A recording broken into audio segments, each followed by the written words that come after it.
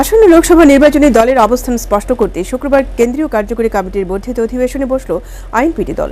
Agartala press ক্লাবে এই বৈঠক অনুষ্ঠিত হয়। এই বর্ধিত অধিবেশনে আইএনপিটির কেন্দ্রীয় কার্যকরী কমিটির সদস্য সহ সবকটি বিভাগীয় কমিটির সভাপতি এবং সাধারণ সম্পাদকরাও অংশগ্রহণ করেন।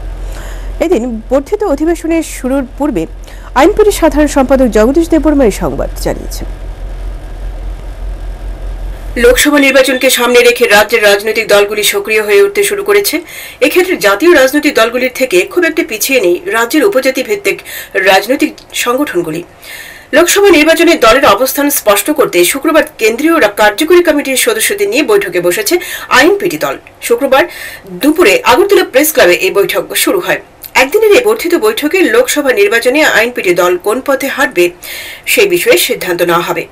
এদিন আগরতলা প্রেস ক্লাবে কেন্দ্রীয় কার্যকরী কমিটির বৈঠকের আগে আইএনপিটির সাধারণ সম্পাদক জগদীশ দেববর্মা সাংবাদিকদের এই কথা জানান।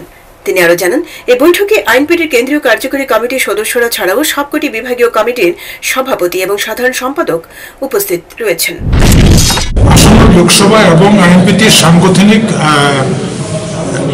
ব্যাপার নিয়ে আমাদের আজকে প্রেস ক্লাবে আইএনপিটির কেন্দ্রীয় কার্যকরী কমিটির বর্ধিত অধিবেশন অনুষ্ঠিত হচ্ছে।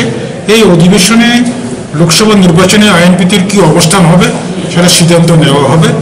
আজকের অধিবেশনে বিভাগীয় কমিটির সভাপতি এবং সম্পাদকরা উপস্থিত আছেন।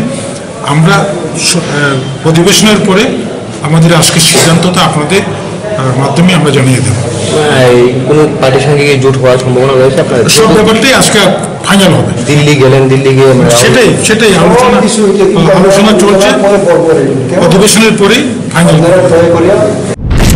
বৈঠকে আইএনপিটি দলের সাংগঠনিক অবস্থা নিয়েও বিস্তারিত আলোচনা হবে।